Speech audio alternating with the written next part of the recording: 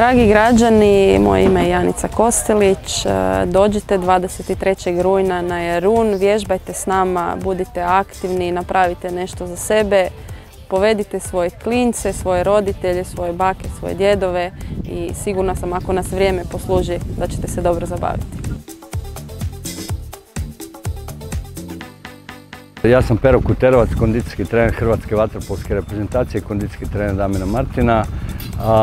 Ovim putem pozivam sve građane i građanke grada Zagreba da 23. rujna se pridruže Europskom tjednu sporta.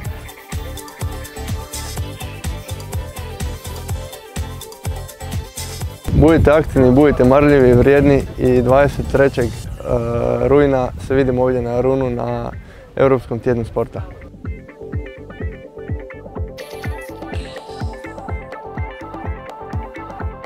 Budite aktivni, bavite se sportom. Vidimo se 23. rujna na Jarunu na Europskom tjednu sporta.